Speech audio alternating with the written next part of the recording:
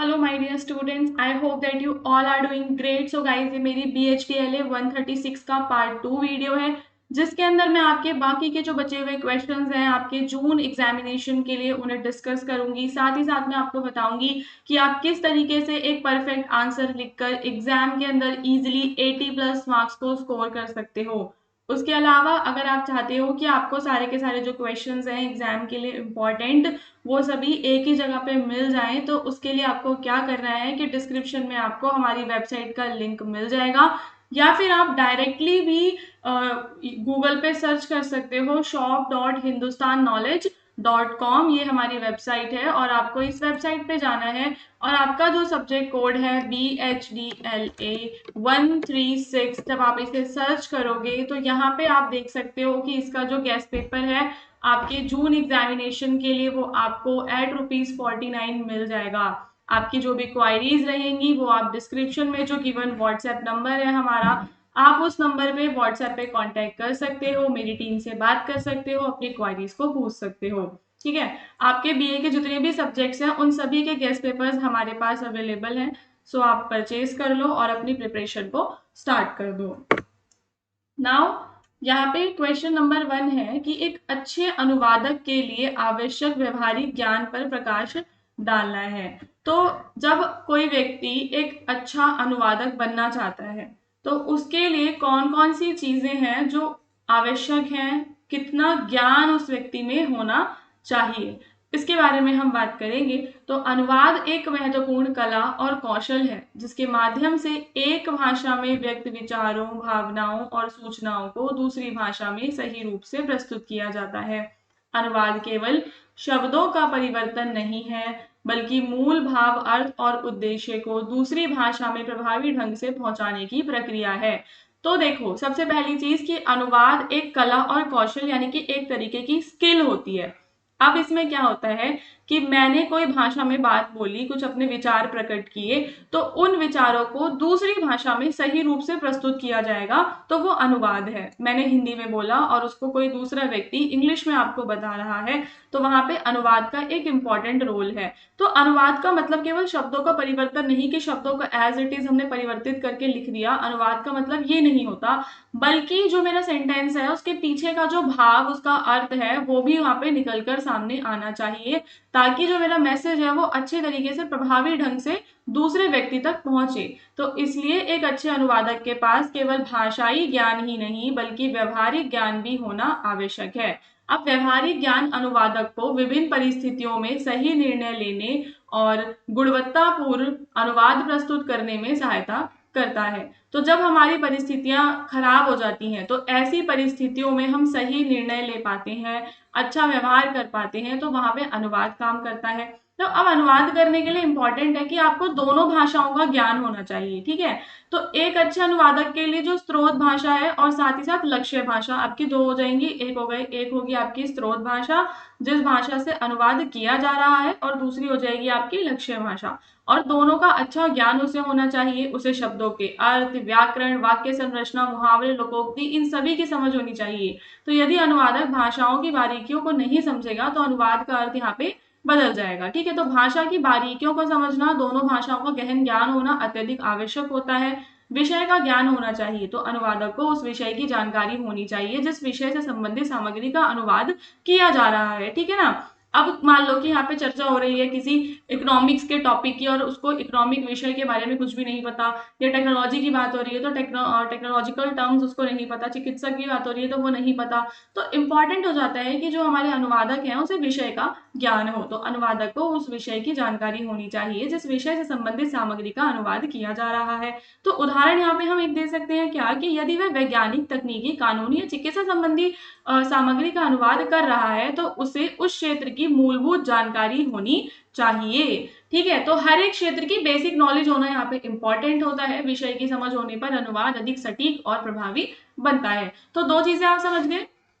Question से relate करो कि एक अच्छा अनुवादक बनने के लिए कौन कौन सा व्यवहारिक जो ज्ञान है वो आवश्यक है। तो पहली चीज आप समझ चुके हो कि अनुवादक को दोनों भाषाओं का गहन ज्ञान होना चाहिए, उसे विषय का ज्ञान होना चाहिए, अनुवादक को सांस्कृतिक ज्ञान भी होना चाहिए। तो देखो, हर एक जो भाषा होती है वो किसी न किसी संस्कृति से जुड़ी होती है, इसलिए अनुवादक को दोनों भाषाओं की संस्कृति, परंपरा, रीति रिवाज, सामाजिक मूल्य, इन सभी चीजों का ज्ञान होना चाहिए। कई बार किसी भाषा के मुहावरे या सांस्कृतिक संदर्भ दूसरी भाषा में सीधे अनुवादित नहीं किए जा सकते। ऐसी स्थिति में अनुवादक को सांस्कृतिक समझ भी होनी चाहिए, तभी वो उचित शब्दों का चयन कर पाएगा। तो मतलब देखो, कुछ ऐसे शब्द होते हैं जो किसी विशेष परंपरा, रीति रिवाज से जुड़े हुए होते हैं। तो इम्पॉर्टेंट हो जाता है कि अनुवादक को हर भाषा की जो सांस्कृतिक बैकग्राउंड है उन चीजों के बारे में पता हो, और शब्दावली जो है उसका व्यापक ज्ञान होना चाहिए उसे। तो एक अच्छे अनुवादक की शब्दावली समृद्ध होनी चाहिए, उसे विभिन्न क्षेत्रों में प्रयुक्त शब्दों और उनके अर्थों के बारे में पता होना चाहिए। तो व्याकरण का जो भंडार है, व्यापक शब्द भंडार के कारण वह किसी भी विचार को सरल, स्पष्ट और प्रभावशाली रूप में प्रस्तुत कर सकता है। इसके लिए नियमित अध्ययन और शब्दकोशों का उपयोग आवश्यक है। कई बार अनुवाद करते समय ऐसे शब्द सामने आते हैं जिनकी जानकारी अनुवादक को नहीं होती, तो इम्पॉर्टेंट है कि उसे रिसर्च करने की क्षमता भी हो। तो ऐसी स्थिति में शोध करने की क्षमता होनी चाहिए, वो इंटरनेट, पुस्तक, शब्दकोश और जो भी दूसरे स्रोत हैं जहां से सही जानकारी मिल सकती है वो उनका प्रयोग कर सकता है। तो 5 पॉइंट्स आपको याद कर लेने हैं: दोनों भाषाओं का ज्ञान, विषय का ज्ञान, सांस्कृतिक ज्ञान, शब्दावली का ज्ञान और शोध करने की क्षमता। अब हम पहुंच गए हैं हमारे छठे और सातवें पॉइंट्स को डिस्कस करेंगे। तो लेखन कौशल इंपॉर्टेंट है। तो जो हमारा अनुवादक है उसका लेखन कौशल उत्कृष्ट होना चाहिए। लक्ष्य भाषा में उसकी अभिव्यक्ति सरल होनी चाहिए, स्पष्ट होनी चाहिए। अनुवाद पढ़ते समय पाठक को यह अनुभव नहीं होना चाहिए कि वह किसी दूसरी भाषा से अनुदित सामग्री पढ़ रहा है। समझ रहे हो कि पता ना चले, इतना रियलिस्टिक उसको बनाना है। तो अच्छी लेखन शैली अनुवाद को स्वाभाविक और आकर्षक बनाती है। अनुवाद क्योंकि एक गंभीर और जिम्मेदारी पूर्ण कार्य है, तो इम्पोर्टेंट है कि अनुवादक में धैर्य और एकाग्रता हो, क्योंकि छोटी सी गलती भी अर्थ को बदल सकती है। इसलिए अनुवादक के पास धैर्य, सावधानी, एकाग्रता होना आवश्यक है। वह प्रत्येक वाक्य और शब्द को ध्यान पूर्वक समझकर उसका उचित अनुवाद करता है। हर एक वाक्य और शब्द को उसे ध्यान से समझना है। तकनीकी साधनों का ज्ञान हो, तो आज के डिजिटल युग में अनुवाद कार्य में विभिन्न तकनीकी उपकरणों और सॉफ्टवेयर का उपयोग किया जाता है। तो एक अच्छे अनुवादक को कंप्यूटर, ऑनलाइन शब्दकोश, अनुवाद सॉफ्टवेयर तथा अन्य डिजिटल साधनों का ज्ञान होना चाहिए। इससे कार्य की गति और गुणवत्ता दोनों में सुधार होता है। तो टेक्नोलॉजी, और लास्टली हम क्या बताएंगे कि समय प्रबंधन उसको आना चाहिए, यानी कि समय प्रबंधन की क्षमता होनी चाहिए। तो अनुवाद कार्य में जो समय है उसका विशेष महत्व है। तो कई बार निर्धारित समय सीमा के भीतर कार्य पूरा करना है, तो इसलिए एक अच्छे अनुवादक को समय का उचित प्रबंधन करना आना चाहिए, ताकि वह समय और गुणवत्तापूर्ण कार्य प्रस्तुत कर सके। फिर आप फाइनली एक निष्कर्ष दे देंगे कि एक सफल और कुशल अनुवादक बनने के लिए केवल भाषा का ज्ञान पर्याप्त नहीं है। उसे विषय की समझ, सांस्कृतिक जानकारी, शोध करने की क्षमता, टेक्नोलॉजी का ज्ञान, समय प्रबंधन, जो उसके व्यवहारिक गुण हैं, उन सभी से जो हमारा अनुवादक है वो संपन्न होना चाहिए। इन सभी गुणों के समन्वय से ही अनुवादक मूल रचना के भाव और उद्देश्य को प्रभावी ढंग से प्रस्तुत कर पाएगा। इसलिए व्यवहारिक ज्ञान एक अच्छे अनुवादक की सफलता का आधार माना जाता है। ठीक है, तो काफी इजी क्वेश्चन था। सारे पॉइंट्स को इन डिटेल मैंने आपको बताया है और आपको इसी तरीके से एग्जाम में भी भर भर के लिखकर आना है। अगले क्वेश्चन पे चलेंगे कि कोई रचना करते समय किन किन बातों का ध्यान रखना आवश्यक होता है, इसके बारे में हमें बात करनी है। तो रचना का अर्थ पहले बताएंगे। तो रचना का अर्थ है किसी विषय पर अपने विचारों, भावनाओं और जानकारी को लिखित रूप में प्रस्तुत करना। ठीक है, किसी भी विषय पर जो भी मेरे विचार हैं, भावनाएं हैं, जो जानकारी है, उन सभी चीजों को मैं क्या करूंगी, लिखकर प्रस्तुत करूंगी, तो वो मेरी रचना बन जाएगी। रचना लेखन एक बहुत ही इम्पॉर्टेंट कला होती है, क्योंकि इसके माध्यम से हम क्या करते हैं, अपने मन की जो बात है वो दूसरों तक पहुंचाते हैं। तो एक अच्छी रचना क्या करेगी दोस्तों, पाठकों को आकर्षित करेगी और उन्हें विषय को समझने में सहायता करती है। इसलिए रचना करते समय कुछ महत्वपूर्ण बातों का ध्यान रखना आवश्यक होता है। अब हम यहाँ पे बात करेंगे कि कौन कौन सी बातें हैं जो हमें रचना करते समय ध्यान में रखनी है। ओके, तो सबसे पहले क्या होता है, यहाँ पे विषय की सही समझ होनी चाहिए। तो रचना लिखने से पहले विषय को अच्छी तरह समझना बहुत आवश्यक है। यदि लेखक को विषय की पूरी जानकारी नहीं होगी तो वह अपने विचारों को सही ढंग से प्रस्तुत नहीं कर पाएगा। तो ऑब्वियसली अब मैं किसी भी चीज पर रचना कर रही हूँ तो उसका बैकग्राउंड जो है वो क्या चीज है, टॉपिक क्या है, उन सब के बारे में मुझे पता होना चाहिए। इसलिए पहले विषय के बारे में सोच विचार करना चाहिए और उससे संबंधित आवश्यक जानकारी एकत्रित करनी चाहिए। दूसरा होता है कि हमारा जो उद्देश्य है वो स्पष्ट है। मतलब कि अब मैं कुछ लिख रही हूँ, उसको लिखने के पीछे मेरा ओवरऑल क्या उद्देश्य है, किस चीज को सोचकर, किन बातों को ध्यान में रखकर मैं लिख रही हूँ, उसके बारे में बात होती है। तो हर रचना का कोई ना कोई उद्देश्य होता है। रचना लिखते समय यह स्पष्ट होना चाहिए कि हम पाठकों को क्या बताना चाहते हैं। यदि उद्देश्य स्पष्ट होगा तो रचना क्या हो जाएगी, हमारी अधिक प्रभावशाली और उपयोगी बनेगी। बिना उद्देश्य के लिखी गई रचना कैसी लगेगी, बिखरी हुई लगेगी। तो दो चीजें हो गई, पहला विषय की सही समझ, दूसरा उद्देश्य का स्पष्ट होना। अब तीसरी चीज है भाई भाषा। अगर बहुत ही ज्यादा कठिन और जटिल शब्द होंगे, वाक्य ऐसे होंगे जो समझ में नहीं आएंगे तो डिफिकल्टी हो जाएगी। तो रचना हमेशा सरल, सहज और स्पष्ट भाषाओं में होनी चाहिए। ऐसी भाषा का उपयोग करना चाहिए जिसे सभी पाठक आसानी से समझ सकें। सरल भाषा को रोचक और प्रभावी बनाती है। सरल भाषा रचना को रोचक और प्रभावी बनाती है। और विचार क्रमबद्ध तरीके से होनी चाहिए, विचार बिखरे हुए नहीं होने चाहिए। शुरुआत में परिचय, बीच में मुख्य बातें और अंत में निष्कर्ष। तो ये होता है सही क्रम।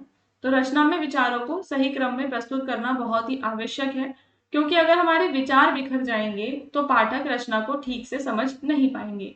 क्रमबद्ध लेकर रचना की गुणवत्ता को बढ़ाता है। तो 4 पॉइंट्स हो गए, विषय की सही समझ, उद्देश्य का स्पष्ट होना, सरल और स्पष्ट भाषा का प्रयोग और विचारों का प्रस्तुतिकरण क्रमबद्ध तरीके से, बिना बिखरे हुए विचार। अब चलते हैं 5वें पे, क्या कि व्याकरण इंपॉर्टेंट है। अब हम कोई भी रचना कर रहे हैं तो हमें व्याकरण का ज्ञान नहीं है तो कोई फायदा नहीं है लिखने का। तो रचना लिखते समय व्याकरण और वर्तनी की शुद्धता पर विशेष ध्यान देना है। गलत वर्तनी और व्याकरण संबंधी त्रुटियां रचना की सुंदरता और प्रभाव को कम कर देती हैं। इसलिए लिखने के बाद रचना को एक बार अवश्य पढ़ना चाहिए और गलतियों को सुधारना चाहिए। एक अच्छी रचना कौन सी होती है, एक अच्छी रचना वो है जो पाठकों की रुचि को बना के रखेगी। इसके लिए उदाहरण, तथ्य, कहावतें या प्रेरणादायक बातें शामिल की जा सकती हैं। रोचक रचना पाठकों को अंत तक पढ़ने के लिए भी प्रेरित करती है। विषय से जुड़े रहेंगे तो केवल वही बातें लिखेंगे जो इम्पोर्टेंट हैं, जो उस विषय से जुड़ी हैं। तो विषय से हमें क्या है, भटकना नहीं है और किसी भी प्रकार की अनावश्यक लॉन्ग उबाऊ बातें उसमें नहीं लिखनी। विषय पर केंद्रित रहने से रचना क्या बनेगी, और भी ज्यादा प्रभावशाली बनती है।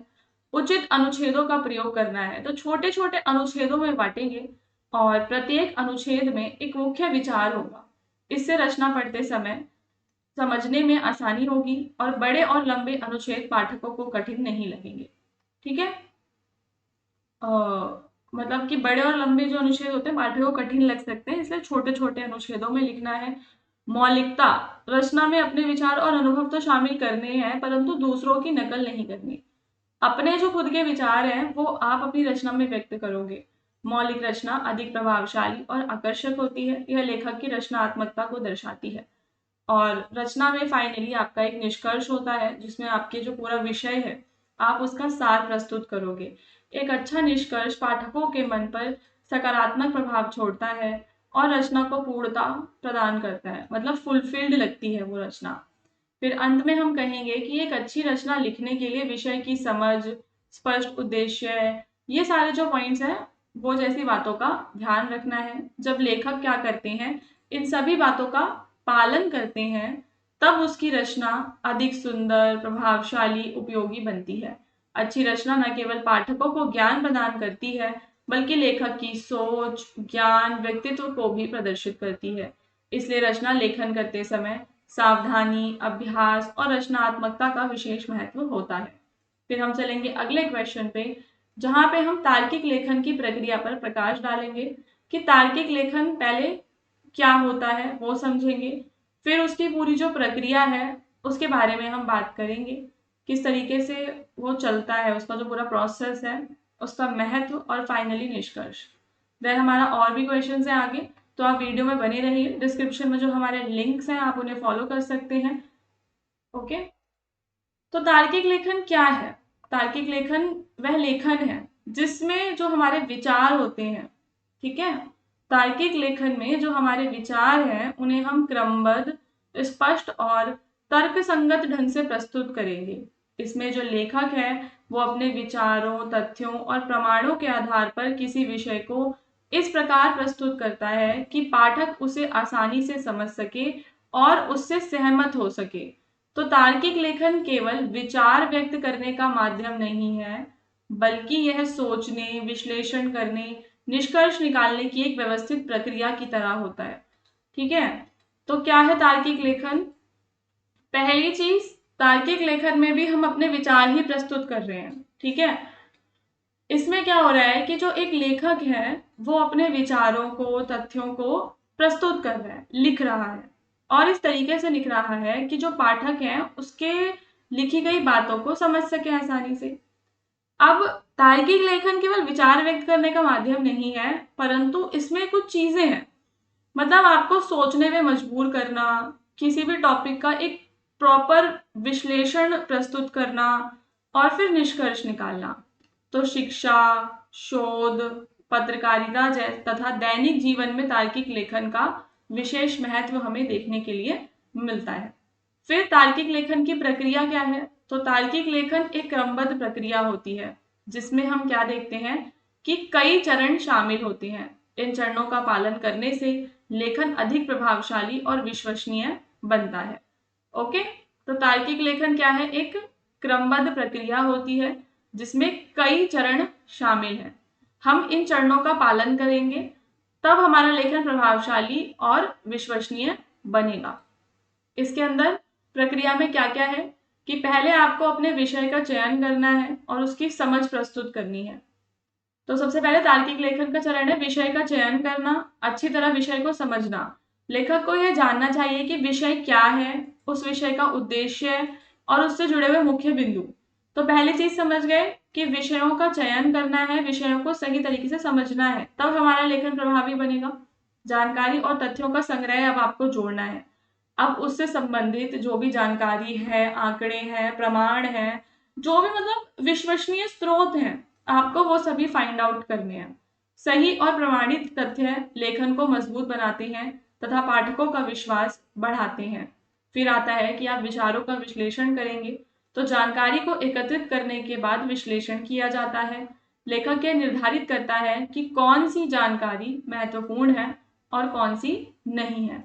इस चरण में तथ्यों की जांच की जाती है तथा उनके बीच संबंध स्थापित किया जाता है। ठीक है, तो क्या जानकारी को एकत्रित करना, उसका विश्लेषण करना। लेखक यह निर्धारित करता है कि कौन सी जानकारी महत्वपूर्ण है और कौन सी नहीं है। इस चरण में तथ्यों की जांच की जाती है तथा उनके बीच संबंध स्थापित किया जाता है। जो भी तथ्य हैं क्या की जाती है, उनकी जांच की जाती है और उनके बीच में एक संबंध स्थापित किया जाता है। तो तीसरा होगा कि आपका विचारों का विश्लेषण करना। तो सबसे पहले विषय का चयन करना, उसकी जानकारी इकट्ठी करते हुए फिर विचारों का विश्लेषण करेंगे। फिर आएगा अगला मेजर स्टेप, जहां पे आप उसकी क्या करोगे, रूपरेखा तैयार करोगे। तो तार्किक लेखन में रूपरेखा का विशेष महत्व है। रूपरेखा के माध्यम से लेख के मुख्य बिंदुओं को क्रमबद्ध किया जाता है। इससे लेखन में एक रूपता बनी रहती है और विचार बिखरते नहीं हैं। सामान्यतः रूपरेखा में भूमिका, मुख्य भाग और निष्कर्ष शामिल होते हैं। तर्कों का क्रमबद्ध तरीके से प्रस्तुतिकरण करना। अब जो भी चीजें हैं आप उसको क्रमबद्ध तरीके से लिखोगे, एक क्रम रहेगा आपका, स्पष्ट और सरल भाषा का आप प्रयोग करेंगे और फाइनली आप उसमें क्या देंगे, निष्कर्ष दे देंगे। तो लेखन के अंत में पूरे विषय का सार होना चाहिए, निष्कर्ष ऐसा होना चाहिए जो लेख में दिए गए तर्कों और तथ्यों के आधार पर निकाला गया हो। निष्कर्ष पाठक को विषय के बारे में स्पष्ट समझ प्रदान करता है और लेखन को पूर्णता देता है। ठीक है। और फिर क्या आता है, पुनः निरीक्षण। मतलब कि अब जो भी चीजें आपने लिख दी वो फाइनल हो गया आपका, अब आप उसमें क्या करोगे, आप उसका संपादन करोगे। तो लेखन पूरा होने के बाद उसकी समीक्षा करना इंपॉर्टेंट है। तो इस चरण में भाषा, व्याकरण, वर्तनी और तर्कों की जांच की जाती है। यदि कोई त्रुटि या अस्पष्टता हो तो उसे सुधारा जाता है। पुनर्निरीक्षण से लेखन की गुणवत्ता बढ़ती है और वह अधिक प्रभावशाली बनता है। फिर तार्किक लेखन की विशेषताओं की बात करेंगे। तो सबसे पहले क्या, विचार स्पष्ट होने चाहिए, तथ्य और प्रमाण होने चाहिए, उसमें प्रस्तुति उसकी क्रमबद्ध हो, निष्पक्ष दृष्टिकोण इंपॉर्टेंट होता है, भाषा सरल और प्रभावी हो, और फाइनली निष्कर्ष हो। तो ये क्यों क्यों ये लिखा जाता है, इसका क्या महत्व होता है। तो तार्किक लेखन व्यक्ति को सोचने और समझने की जो क्षमता है वो प्रदान करता है, और यह संचार को प्रभावी बनाता है तथा किसी भी विषय पर अपने विचार को प्रमाण सहित प्रस्तुत करने में सहायता भी करता है।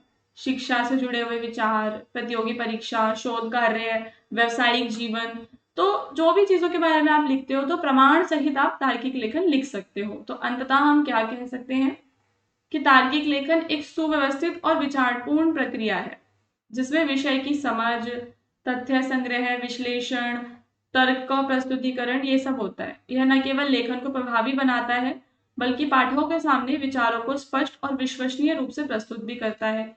तो इसलिए प्रत्येक लेखक और विद्यार्थी के लिए तार्किक लेखन की प्रक्रिया को समझना और उसका अभ्यास करना आवश्यक होता है। ठीक है। फिर हमारा अगला क्वेश्चन है जिसमें आपको आख्यान परक रचना का लेखन करते समय लेखक को किन बातों का ध्यान रखना चाहिए। ठीक है। क्या है आपका ये आख्यान परक रचना।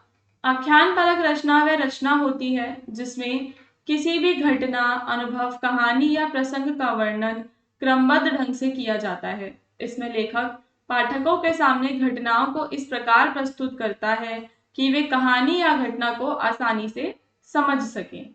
ठीक है। आख्यान परक में क्या हो रहा है कि जो भी हमारी घटना है उसको इस प्रकार से प्रस्तुत किया जाएगा जो आसानी से समझ में आएगी, उससे जुड़ाव महसूस होगा। आख्यान परक लेखन में कल्पना, भावनाएं, पात्र, स्थान, इन सभी का इंपॉर्टेंट महत्व है। तो यदि लेखक कुछ आवश्यक बातों का ध्यान रखे तो उसकी रचना अधिक प्रभावशाली और रोचक बनेगी। अब उसको किन किन बातों का ध्यान रखना है, सबसे पहले उसे विषय का चयन स्पष्ट रूप से करना है। तो लेखक को सबसे पहले अपना विषय चुनना है। विषय ऐसा हो जिसमें पाठकों की रुचि के अनुरूप हो, जिस पर लेखक अच्छी तरह से लिख सके, विषय स्पष्ट हो, भटकाव ना हो, घटनाओं का क्रमबद्ध वर्णन हो, सारी घटनाएं एक क्रम में हो। यदि घटनाएं इधर उधर बिना क्रम के होंगी तो पाठक भ्रमित हो जाएगा, और इससे क्या होगा, लेखक को शुरुआत, मध्य, अंत का उचित ध्यान रखते हुए घटनाओं का वर्णन करना है। आख्यान परक लेखन का जो वर्णन है वो ऐसा हो जो रोचकता बना के रखे। लेखक को ऐसी भाषा या शैली का प्रयोग करना चाहिए जिससे पाठक अंत तक रचना पढ़ने के लिए उत्सुक बना रहे। रोचक संवाद हो, घटनाओं का वर्णन हो, पात्रों का प्रभावी चित्रण हो। तो यदि रचना में पात्र हो तो उनका स्पष्ट और प्रभावी चित्रण होगा। पात्रों का स्वभाव, व्यवहार, विचार, उनकी भूमिका पाठकों के सामने अच्छी तरह प्रस्तुत की जानी चाहिए। इससे कहानी या घटना अधिक जीवंत प्रस्तुत होती है। भाषा सरल और स्पष्ट होगी। अत्यधिक कठिन शब्द, जटिल शब्द, ये सब नहीं होने चाहिए। वातावरण और स्थान का वर्णन होना चाहिए। मतलब क्योंकि लेखन ऐसा है कि जो आपके दिमाग में एक इमेजेस को क्रिएट कर दे। तो अगर किस प्रकार का वातावरण है, किस प्रकार का स्थान है, अगर उन सभी का सजीव चित्रण होगा तो ये ज्यादा बेटर होता है।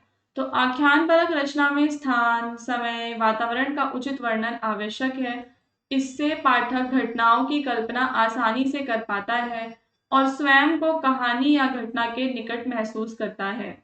वातावरण का सजीव चित्रण रचना की सुंदरता को बढ़ाता है।